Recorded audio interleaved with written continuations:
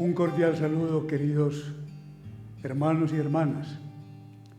Continuamos nuestras catequesis de preparación al Tríduo Pascual. Gracias por estar aquí, por seguir estas reflexiones. Un agradecimiento también a Televid, a otros canales, emisoras y redes sociales que hacen eco de estas catequesis. Hemos venido este año reflexionando sobre nuestra condición de discípulos de Jesús. Hemos tratado de comprender lo que significa el seguimiento del Señor, a fin de no quedarnos simplemente con el título de católicos o con unas prácticas exteriores, pero no vivir desde adentro lo que significa ser discípulos de Cristo, estar en un proceso, en un camino de seguimiento de Él. En las catequesis anteriores nos hemos detenido a mirar a Cristo como una persona real, anclado en nuestra historia, con una personalidad muy clara, con un mensaje muy preciso. Y hemos visto cómo Él ha anunciado el misterio del reino de Dios, es el gran proyecto que Él pone en marcha en la historia. Hemos descubierto un poco cómo anuncia Él con parábolas y con signos, con milagros, esta presencia y esta actuación de Dios en cada persona y en el mundo. En cada momento nos hemos planteado lo que significa ser discípulos frente al Jesús histórico, frente al Jesús real, lo que significa ser discípulos frente a un mensaje concreto en el que nos dice Dios está aconteciendo y esto exige conversión del corazón, exige fe. Veíamos también cómo Jesús ha querido Él mismo formar discípulos. Ha llamado a algunos, los ha elegido y los ha reunido en torno a Él. Y en la medida en que los ha ido configurando con Él y los ha hecho responsables de su misma misión, les ha venido exigiendo más. Que renuncien a sí mismos, que carguen con la cruz, que lo sigan. Y veíamos que este es un camino realmente difícil, casi podríamos decir imposible de recorrer con las propias fuerzas. Y por tanto es necesario ponerse ante Él, dejarse moldear por Él, ir permitiendo que el Espíritu de Dios ponga en nosotros la vida de Cristo, de tal forma que nos vamos incorporando a Él, uniendo a Él como las ramas que se unen al tronco del árbol y reciben la misma vida y por eso pueden producir fruto. Esa fue la experiencia de San Pablo. San Pablo llegó a decir, vivo yo. No, ya no soy yo. Es Cristo quien vive en mí. Ese es un discípulo, aquel que ha llegado a tener en sí la vida del Señor. Continuemos entonces mirando cómo Jesús forma a los discípulos y cómo Jesús proyecta hacia el futuro su comunidad de discípulos. En la vida de Jesús hay un momento ciertamente importante. Un día después de pasar toda la noche en la oración, toma una decisión. Llama a 12 para que estén con Él y para que vayan a predicar donde Él los envíe. Les da el nombre de apóstoles. Apóstol es una palabra griega que significa enviado. Cuando la gente que seguía a Jesús vio que había escogido 12 y que los había congregado de un modo particular en torno a Él, entendieron lo que esto significaba, porque el número 12 en Israel era simbólico. El pueblo de Israel se había formado a partir de las 12 tribus que descendían de los 12 hijos de Jacob. La gente entendió que Jesús era el enviado del Padre y que empezaba a formar un pueblo nuevo. Ese día Jesús comenzó a constituir su iglesia, su comunidad. Estos apóstoles elegidos y convocados en torno a Jesús tienen como primera tarea asumir la vida de Jesús, ser Jesús mismo, para poder continuar el anuncio del reino de Dios, para poder continuar la realización de todo lo que el reino de Dios implica en el mundo. A través de estos 12 y de todos los que lo van a suceder, Jesús quiere llegar a todos hasta los confines del mundo. Por eso Jesús les da los mismos poderes que Él tiene. Jesús no guarda nada de lo que Él es y de lo que Él tiene para sí mismo. Lo entrega todo. Y por eso, así como Él fue enviado por el Padre a predicar, Él los envía a anunciar el Evangelio. Él les da el mismo poder que tiene de perdonar y de sanar. Él los hace capaces de transparentar la alegría y la fuerza de Dios en los momentos de dificultad. Entre estos 12 hay una figura especial. Se destaca Simón, el hijo de Jonás, a quien Jesús le pone el nombre de Pedro, que en realidad en hebreo y en griego es piedra, porque Jesús lo hace la roca en la que va a fundamentar su iglesia, en la que va a poner las bases de su comunidad. Este es el único momento en que Jesús usa la palabra iglesia y hace una gran promesa.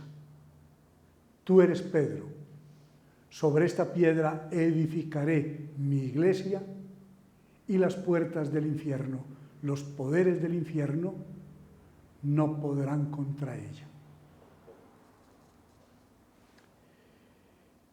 Los apóstoles quedan entonces con la misión de proclamar con fidelidad la obra de Cristo, hacerla presente en los sacramentos, promover a toda la comunidad para que obedezca a la voluntad de su Señor. La autoridad que Jesús les da a los apóstoles es la misma autoridad que Él tiene. Es un poder para servir, no para dominar, no para esclavizar. El servicio es la disponibilidad para entregar la vida por los demás. Y esta categoría que Jesús vive y que Jesús le enseña a los 12 es la que debe regir la actuación no solamente de estos apóstoles, sino de todos los discípulos de Jesús. Jesús nos dio una gran lección. No debemos vivir entre nosotros buscando poder, buscando fama, buscando primeros puestos. El que quiera ser grande, que se haga el más pequeño. El que quiera ser el primero, que sea el último. El que quiera cumplir un gran papel, que sea el servidor de todos. Miren cómo conoce Jesús la naturaleza humana. Es decir, nuestro yo se quiere imponer sobre los demás y nuestro yo quiere subyugar a los demás. Y de esa manera nos mantendremos enfrentados. no va a haber comunidad, no va a haber una familia espiritual de discípulos. Y por eso pone nuestra relación basada en el servicio. Ya hemos recordado que en la última cena, Él dijo: yo no he venido a ser servido, sino a servir. Y se puso delante de los apóstoles y les fue lavando uno a uno los pies. Era la tarea que hacían los esclavos cuando llegaba el Señor después de un viaje o después del trabajo. Venía a lavarle los pies. Y Jesús dice: hago esto para que así como yo he hecho, lo hagan también ustedes. Qué bueno que los discípulos de Jesús aprendiéramos a lavarnos los pies los unos a los otros. Es decir, ayudarnos, a acompañarnos, a comprender nuestras debilidades, a socorrernos en los momentos de nuestra fragilidad. Pero qué tristeza, hacemos casi siempre lo contrario. Exigirnos los unos a los otros, molestarnos mutuamente, criticarnos continuamente, desear que el otro sea mi servidor y no yo el servidor de todos los demás. Por eso debemos preguntarnos continuamente si estamos viviendo realmente como discípulos, es decir, si estamos asumiendo la vida, el estilo, la obra de Jesús para continuar su presencia y su misión. Miren que esto es un honor inmerecido, que el Señor me haya elegido a mí para continuarlo a Él, para hacer su presencia, para seguir realizando lo que Él ha realizado, para ser como una humanidad de repuesto con la que Jesús sigue hoy y aquí haciendo la obra del Padre en el mundo. Esta es la iglesia de Jesús. La iglesia somos nosotros. Nunca nos imaginemos más la iglesia como una entidad que está allá lejos o como una asociación en la que yo no entro o como el grupo de obispos y sacerdotes que tienen un ministerio, que tienen un servicio particular en la iglesia. Todos los bautizados somos la iglesia del Señor, somos la familia de Jesús, somos la comunidad que Él fundó y todos, sirviéndonos y amándonos mutuamente, lo hacemos presente a Él y continuamos su obra en el mundo. Pero cuando pensamos que nosotros como sus discípulos, como sus continuadores, realizamos su obra en el mundo, tenemos que ir mucho más lejos. Y es lo que estamos meditando de un modo especial en esta semana y lo que vamos a vivir de modo particular en el Tríduo Pascual. Para ver hasta dónde tenemos que llegar en el seguimiento de Cristo, debemos entender que Él dio la vida por nosotros. La muerte y la resurrección de Jesús son el eje, son el centro de la vida de un discípulo. Jesús en la última cena dijo: Padre, ha llegado la hora, glorifica a tu Hijo para que tu Hijo te dé gloria. Jesús está hablando de la hora de la muerte y la considera como una manifestación de lo que es y hace el Padre, de lo que Él mismo es y debe hacer. Él ha venido para esta hora. Ha venido para ese supremo testimonio del amor a la hora de la muerte. Esto significa que Jesús ve venir la muerte y la acepta con lucidez, con libertad. Cuando todos se vienen contra Jesús por lo que Él es, por lo que Él dice y por lo que Él hace, Jesús no se defiende. Jesús no modifica su enseñanza. Jesús no huye. Jesús enfrenta los acontecimientos. Jesús va hasta el final. Jesús entrega. Todas las escenas de la pasión muestran a Jesús muy consciente, muy sereno, muy coherente, muy libre, muy valiente. Él no es un incauto que cayó en la trampa de los enemigos y por eso lo mataron. Él no es un ingenuo que no supo manejar la política de su tiempo y por eso terminó sentenciado y ejecutado.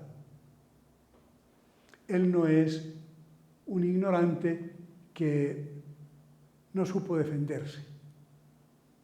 No. Él es un hombre que supo para qué había venido y cuando vio llegar su hora, la asumió con lucidez y con libertad.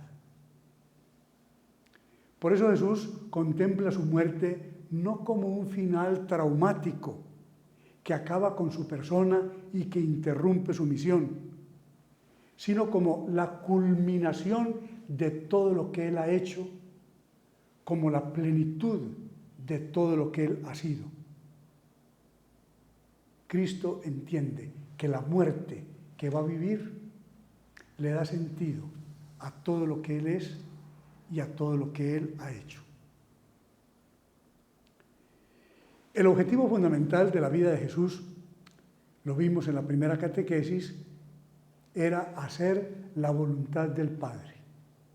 Esa era su comida, esa era su alegría, en eso gastaba su existencia. Y por eso, cuando acepta la muerte, la acepta también como un designio en el que Dios quiere que Él entre. Recordemos la oración de Jesús en el huerto de los olivos. Padre, si es posible que pase este cáliz, pero no se haga mi voluntad sino la tuya. Y miremos cómo en la entrega que Jesús hace a la voluntad del Padre, nos dio la muestra más grande de su amor por nosotros. Y ahí vemos lo que repasábamos en una catequesis anterior. El amor es a Dios y al prójimo, pero no se da el uno sin el otro.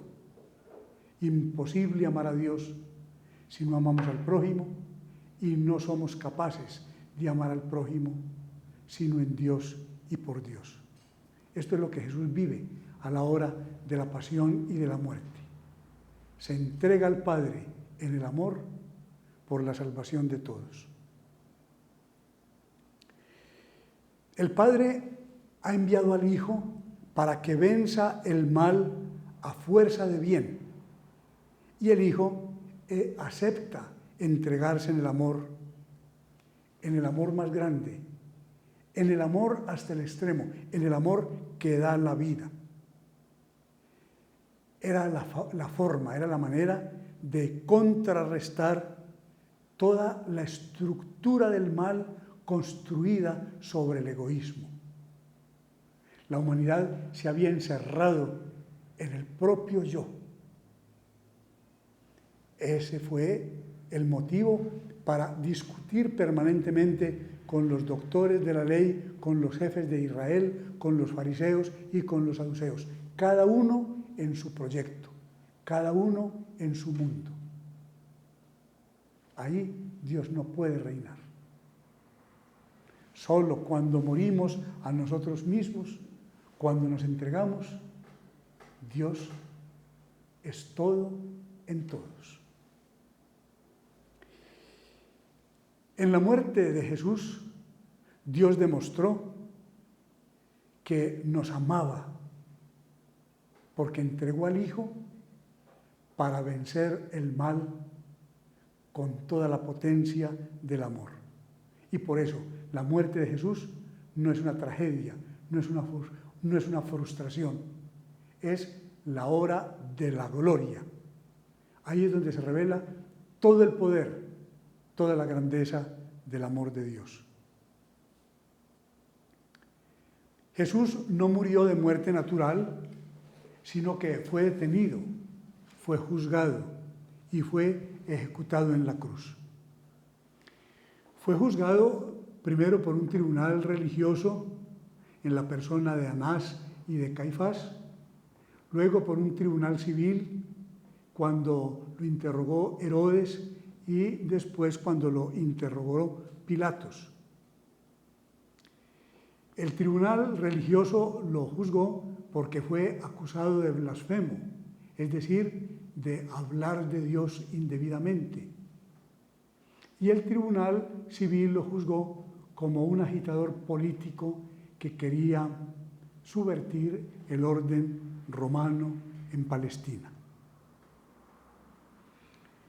Es decir, la vida y la doctrina de Jesús resultaron incómodas. Él presentaba a Dios como Padre de misericordia y eso le iba quitando fundamento a la forma como se interpretaba la ley y a la manera como se vivía el culto en Israel.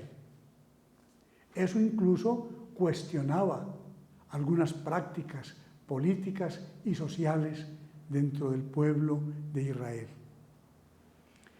La fuerza, la libertad con que Jesús anunciaba que Dios estaba aconteciendo, que su reino había llegado y que había que obedecerle radicalmente, se veía entonces como un desconocimiento de lo establecido y de la autoridad.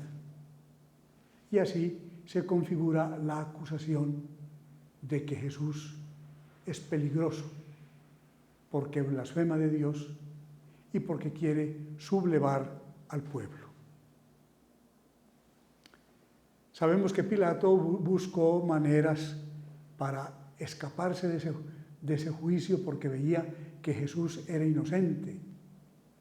Lo envió a Herodes, lo confrontó con Barrabás, lo hizo azotar a ver si con eso el pueblo quedaba contento. Pero finalmente no hizo sino sufrir más a Jesús y lo llevó a la cruz. Por cobardía lo entregó. Pero la muerte de Jesús tiene un significado más profundo. No es simplemente que por dar el testimonio de lo que él anunció y de lo que él vivió, llegó a la muerte. Ya con eso hubiera sido un héroe, un mártir. La muerte de Jesús es algo más. No es simplemente la muerte injusta de un inocente. Los evangelistas nos cuentan algunos hechos extraordinarios que se dieron después de la muerte del Señor. El velo del templo se rasgó de arriba abajo, la tierra tembló, el cielo se oscureció, los sepulcros se abrieron. Es que había muerto alguien más que un hombre. Había muerto el unigénito Hijo de Dios.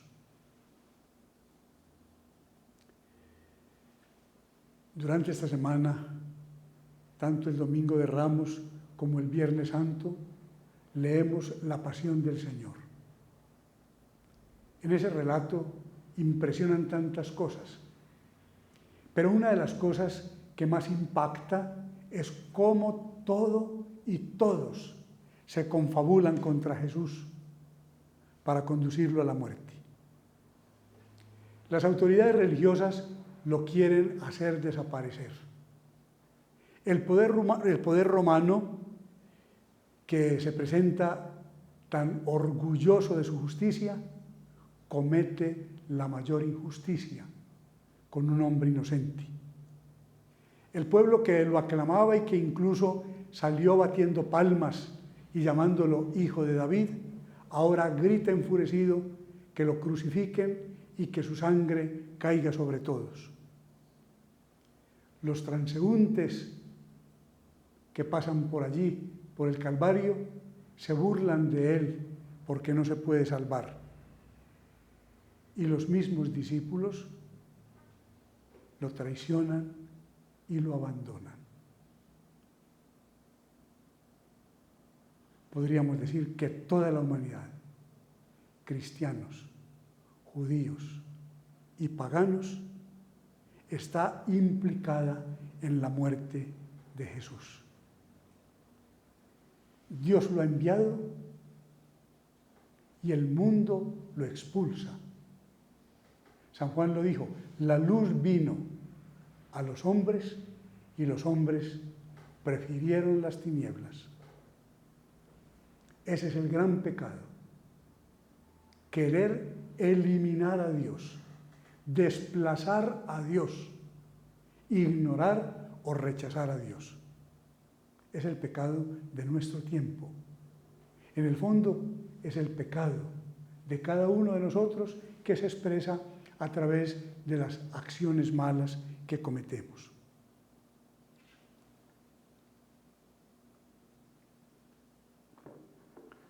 Sin embargo, en la cruz se revela la respuesta de Dios al pecado del mundo que lo quiere excluir.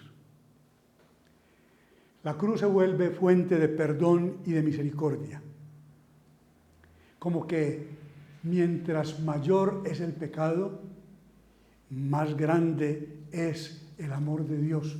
Con más fuerza se manifiesta el amor de Dios.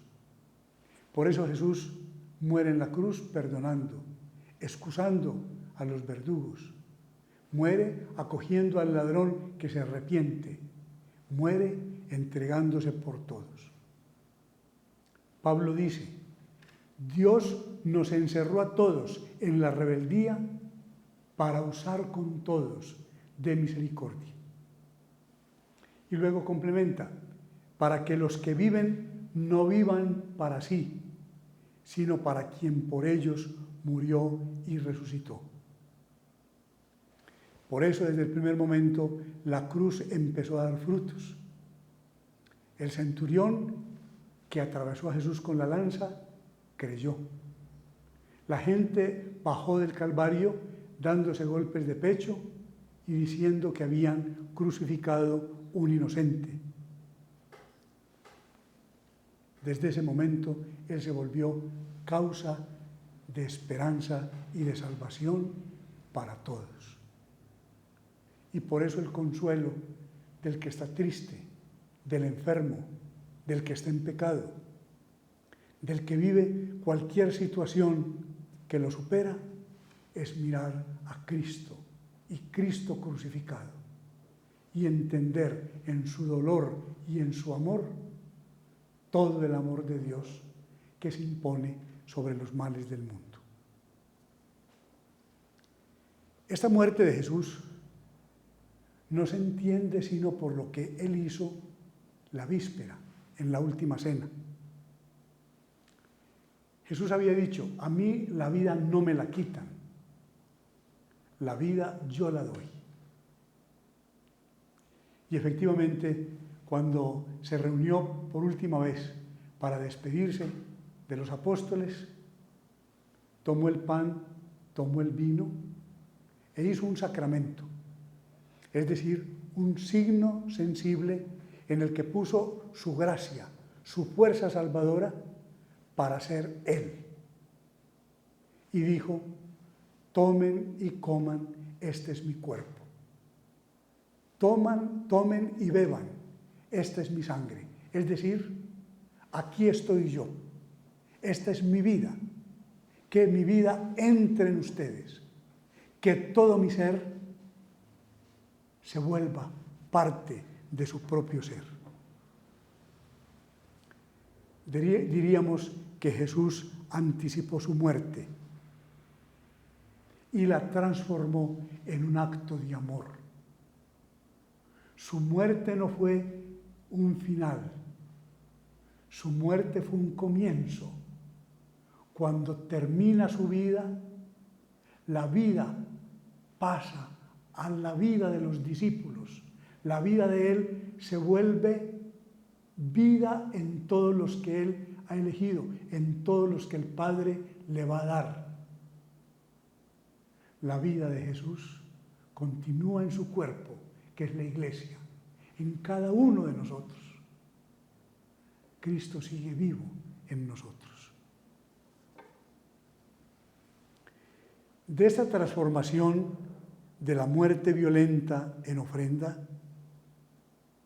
de esta transformación de la muerte en amor, es como nace la salvación del mundo. En último término, sin este acto de amor, la muerte de Jesús estaría vacía. Es este amor hasta el extremo, este darse, este poner la vida en los demás, lo que arranca el pecado del mundo, lo que deja sin fuerzas el pecado, lo que deja sin aguijón a la muerte y establece un nuevo orden de cosas.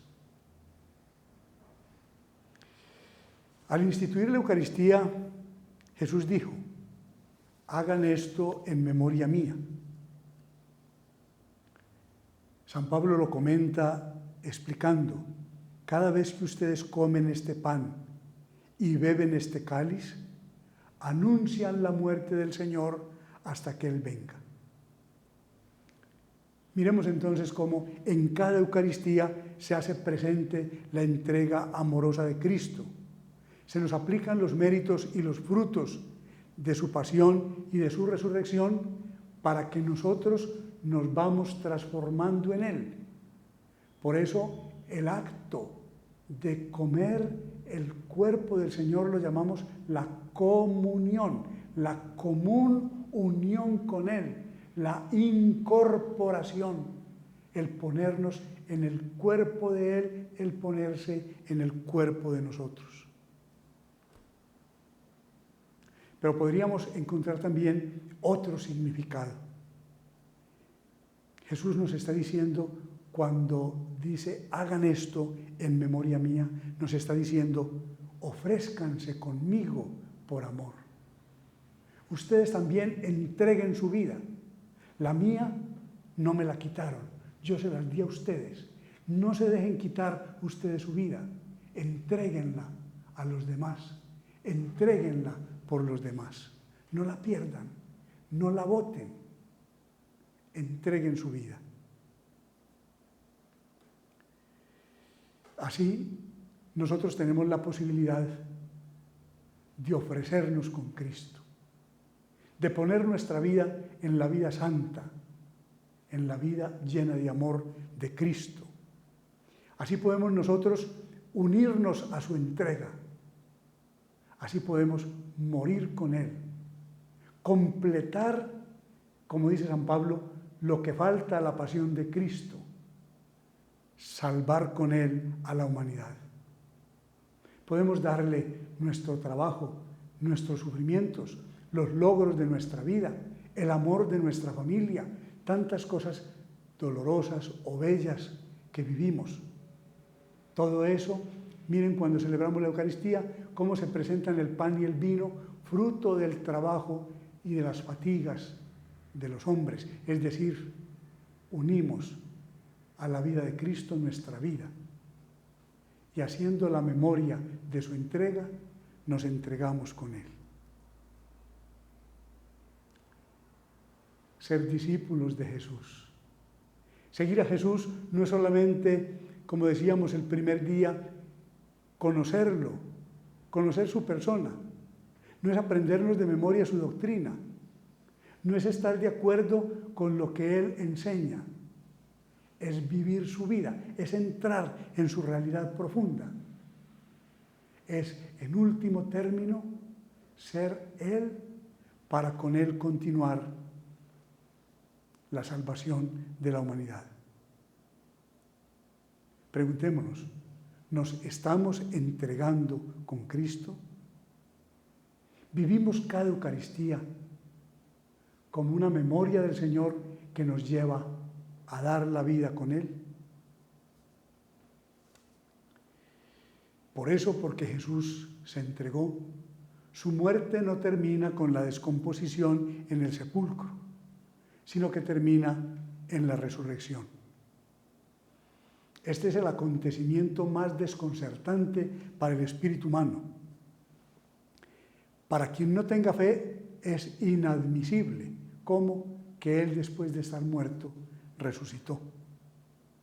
Para nosotros que creemos, es un momento de creación en el que Dios construye una nueva humanidad a partir de su Hijo resucitado y así establece definitivamente la victoria sobre el mal. Ya el ser humano no es un ser para la muerte. Cada uno de nosotros es un ser para la resurrección. Nuestro futuro no es la tumba. Nuestro futuro es Dios. Vivir eternamente en Dios. Miren cómo la resurrección nos muestra la culminación de la historia, el capítulo final del proyecto de salvación que Dios ha establecido. Jesús había anunciado su resurrección a los discípulos, pero los pobres realmente no habían podido entender nada. Cuando llegó la muerte de Jesús, quedaron confundidos, entristecidos, agobiados, destruidos. Se les fue todo a tierra.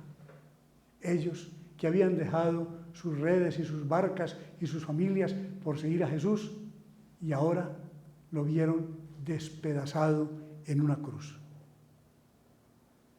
Va a ser entonces la resurrección lo que les va a permitir el descubrimiento verdadero de Jesús. Y por eso Jesús, después de resucitar, tuvo que convocarlos de nuevo. Tuvo que continuar su proceso de formación. Tuvo que acompañarlos de un modo particular y tuvo que enseñarles nuevas realidades del reino de Dios, como nos dice el libro de los Hechos de los Apóstoles. Solo después de la resurrección, los apóstoles conocen la identidad profunda de Cristo, encuentran cuál es la misión verdadera de Cristo. Pasaron entonces de una relación superficial a un conocimiento profundo, pasaron a la fe. Y por eso, como Tomás, empiezan a llamar a Jesús Señor, Señor mío, Dios mío, es decir, aquel en quien el Padre ha hecho brillar toda su gloria y que es el paradigma de lo que yo seré. Y por eso yo hoy le entrego todo mi ser, yo hoy le doy toda mi vida. Desde entonces, para los apóstoles, la buena noticia es: Dios ha resucitado a su Hijo Jesús. Y esta se vuelve la verdad esencial del cristianismo. Esta se vuelve el horizonte de todo lo que creemos. San Pablo es muy fuerte, muy radical al decirlo. Si Cristo no ha resucitado, vana es nuestra fe. Nosotros somos unos desgraciados, porque vivimos para la muerte. Y los que estamos anunciando la resurrección somos unos embusteros, unos mentirosos. Por eso la resurrección de Cristo es el soporte de nuestra fe, es el eje de nuestra vida, es el horizonte de nuestro futuro. En los libros del Nuevo Testamento, este misterio de la resurrección del Señor se expresa con varias palabras: la exaltación, la entrada en el santuario, dice la carta a los Hebreos, la glorificación. Pero diríamos la más común y la que mejor dice todo es la resurrección. ¿Y qué es la resurrección? ¿En qué consistió la resurrección de Jesús? Digamos primero qué no es la resurrección de Jesús. No es un revivir, es decir, volver a la vida que tenía antes, como le pasó a Lázaro o al hijo de la viuda de Naín o a la hija de Jairo. Esos volvieron a la vida que tenían antes y después se volvieron a morir. La resurrección de Jesús no es un paso hacia atrás.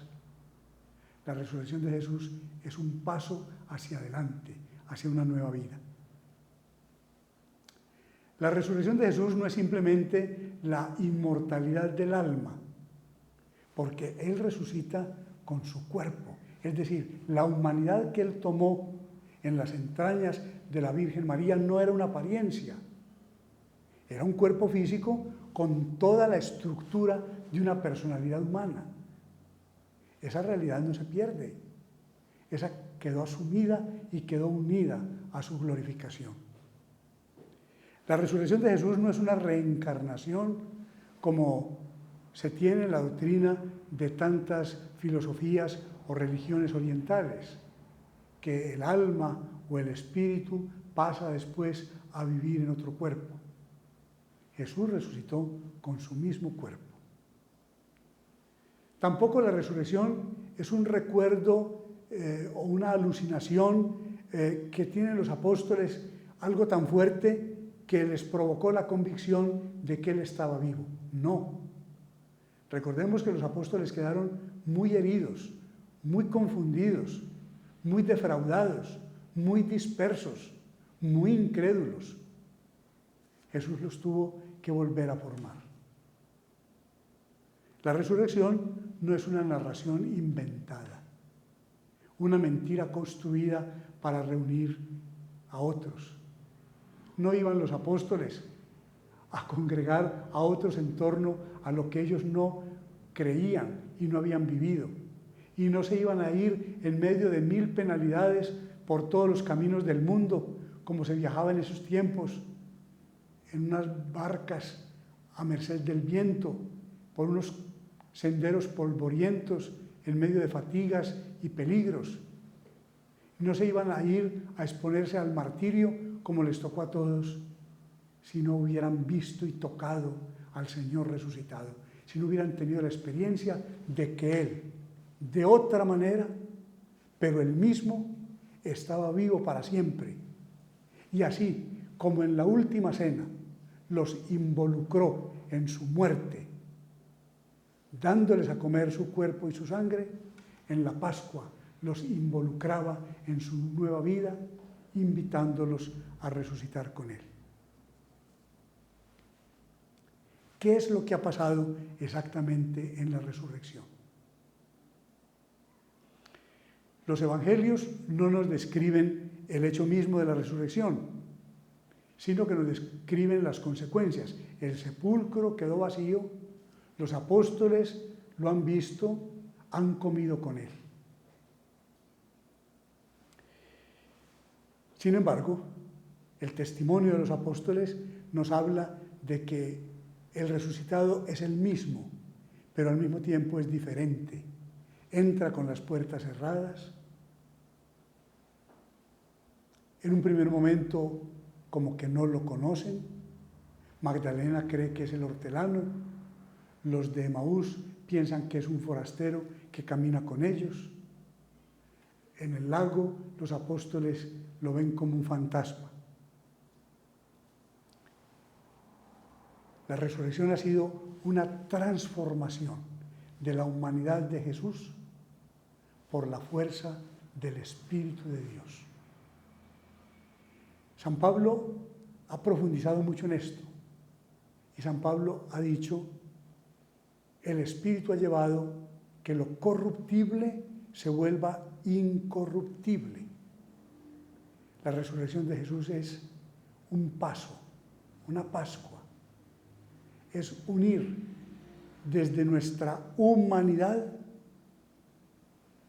por la humanidad resucitada de Jesús, a la gloria de Dios.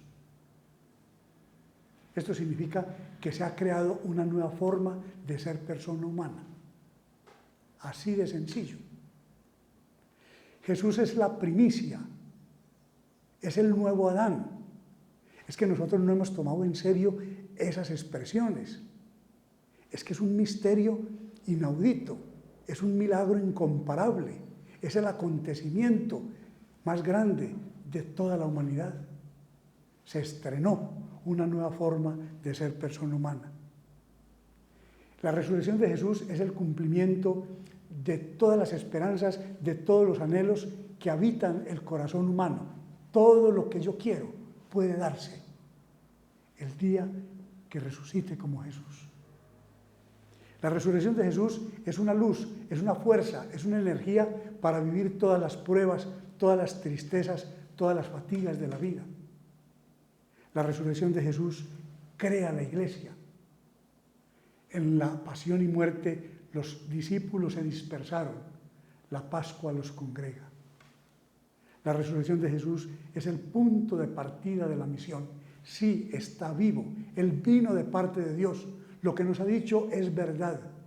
Lo que Él ha vivido lo vamos a vivir nosotros. No nos podemos quedar con esta noticia. Esto hay que comunicarlo, esto hay que llevarlo hasta los confines del mundo.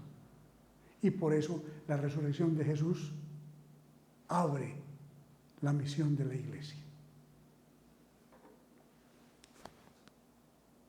Nosotros somos discípulos que creemos en la resurrección.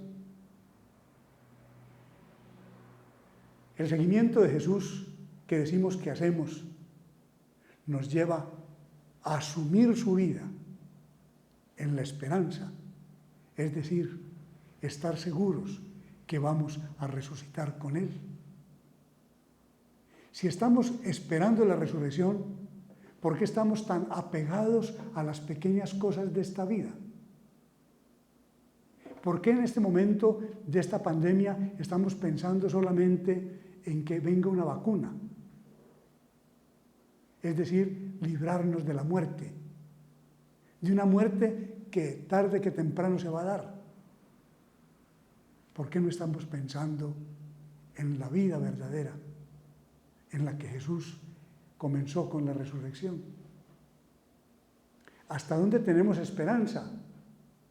Y si no, ¿por qué nos entristecemos tanto cuando cualquier cosa nos falla, cuando algún proyecto no nos resulta? Es hora de cuestionarnos nuestro discipulado. Es hora de entender que el seguimiento de Jesús tiene que llegar hasta contemplar que el sepulcro está vacío, como lo vieron Pedro y Juan, y creer. Y creer es entrar en esta vida. Y entrar en esta vida es sentirlo a Él, pastor bueno, resucitado, vivo en medio de nosotros. El mismo ayer, hoy y siempre.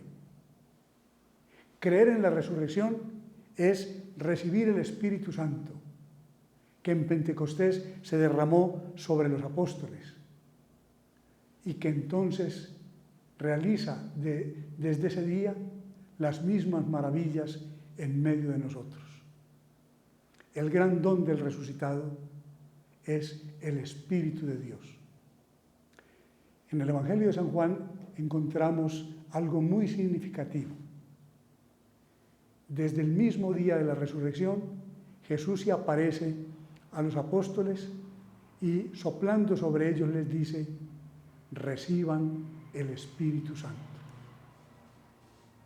Y desde entonces, esta iglesia del Señor, formada por pecadores, pero siempre cuerpo santo, pueblo santo, templo santo, cuerpo santo de Cristo, templo santo del Espíritu Santo, pueblo santo de Dios, continúa la obra y la misión del Señor. Y es el Espíritu de Dios el que nos guía. Él, como Jesús lo dijo, es el Maestro que nos lleva a la verdad completa. Él es el Paráclito que nos consuela y nos conforta en los momentos de prueba y de tristeza. Él es el abogado que nos defiende en los peligros y en las situaciones difíciles. El Espíritu Santo es el que nos ayuda a comprender las palabras de Jesús. Es el que nos guía en la oración.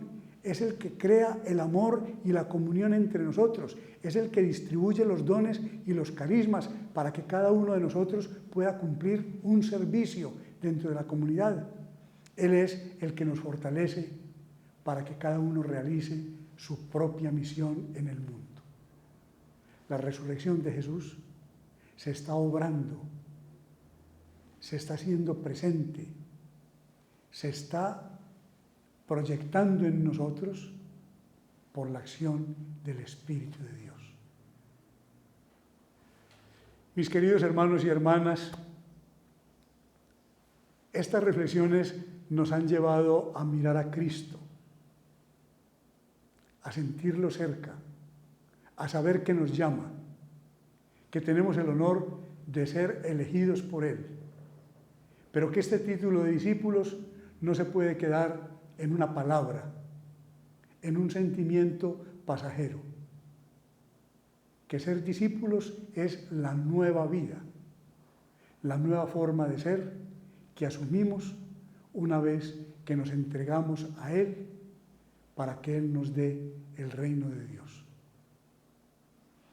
Yo los invito a todos para que en este triduo pascual, por la acción del Espíritu Santo y por la intercesión de la Santísima Virgen María, la primera, la más grande discípula del Señor, la que fue la sierva del Señor y la que fue feliz porque creyó, nosotros podamos en verdad, aún en medio de todas las dificultades que estamos viviendo y de las graves pruebas que vendrán, poder vivir la alegría de nuestra fe, poder vivir nosotros en la comunión del amor, poder caminar todos en la esperanza de la gloria.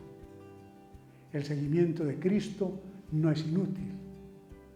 El seguimiento de Cristo es la forma de ser libres, de ser plenamente nosotros, a imagen de Dios, de ser felices. Pidamos con fe que seamos capaces de vivir el discipulado. Demos gracias por haber sido llamados y con la fuerza del Espíritu de Dios entreguémonos definitivamente al Señor. Les agradezco a todos que hayan querido seguir estas catequesis y le pido a Él que los bendiga y los colme de su amor. En el nombre del Padre, y del Hijo, y del Espíritu Santo. Amén.